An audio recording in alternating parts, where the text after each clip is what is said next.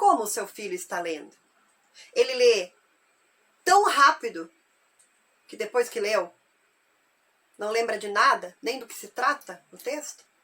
Ou ele lê tão devagar, mas tão devagar, que quando ele terminou de ler a palavra, ele não consegue nem lembrar a palavra mais? Como é que seu filho lê? Você já observou essa leitura? Você já observou como seu filho lê? Isso é muito importante também para que ele compreenda o que ele leu. Temos que ler lentamente, sim, mas não quase parando. Existe uma diferença em ler lentamente e ler quase parando. A forma de leitura precisa ser lenta, contínua e atenta. É assim que o seu filho precisa ler. De forma lenta, contínua, e esse contínua é iniciar e seguir até o final sem as interferências externas. E atenta. Ele precisa estar atento, se concentrar para se envolver na leitura, se aprofundar e então compreender. E nesse momento, você pode ajudar o seu filho ainda mais, ensinando-o como ler. Sim, ensinando. Seu filho precisa aprender como se lê. Ele aprendeu a ler, mas ele precisa também aprender a como ler para compreender. Então você precisa mostrar ao seu filho que se ele ler rápido demais, ele não vai compreender o texto. Ele não fez uma leitura aprofundada.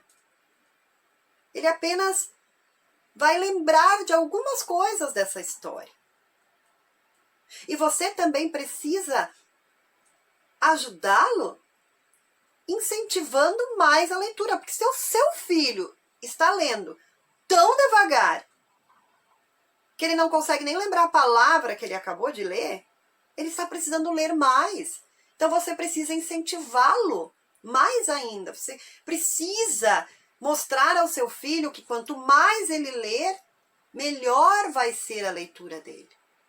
Então, para que ele consiga fazer uma leitura lenta, contínua e atenta, ele precisa aprender como se faz. E você vai ensinar isso. E eu vou compartilhar agora com você uma coisa que eu fazia com a minha filha quando ela era mais nova e quando eu estava ensinando a como ler, e que vai ajudar muito lá na sua casa quando você estiver ajudando o seu filho a aprender como ler para compreender.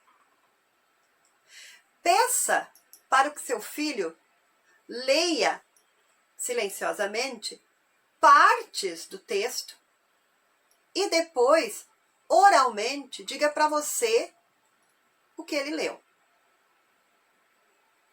Mas não fique só nisso. Pergunte ao seu filho o que ele entendeu sobre essa parte que ele leu. Se isso fez sentido para ele.